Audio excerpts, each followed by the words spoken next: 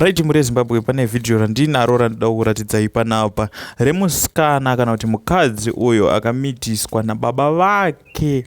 But the good part of it anga asingazvizive, but the problem now yaari kutsanangura muvidhio ndeyekuti ndogona kurasikirwa nemwana wangu kana kurasikirwa namai vangu, because maityiro azvakaita ndeyekuti baba vakangomitisa amai vabva vaenda ende vaenda somewhere ikokoko, musikana wakazoenda ikokoko vakabva vazonosangana, akangotiwo ndawana murume akaroorwa. Saka apa paazodiscover kuti ndo baba vake chaiwo guys, pakaipa. Dai ndo nyaya ndandinayo ndo muzuva ranhasi. Da kuti muone video, let's comment in the comment section below.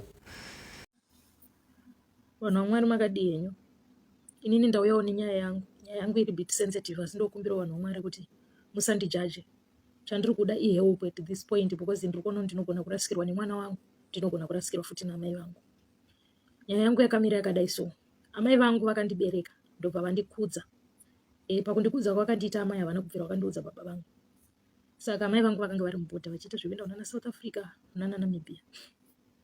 Saka inini wose mwana aigarawo namai nini anomunin'ina wamai vanga vasingandibatawo zvakanaka. Munozva zvinongorema mumafamilies kuti uchengete mwana asiri wako zvakanyatsoti tsvikiti.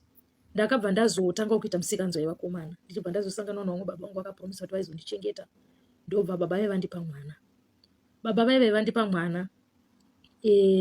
Chakazonoitika ndechekuti mwana wangu I think anenge anga ane 5 years ero so. Amai vangu vakazouya vachibva vanditi mwanangu, ndakazotaurirana nani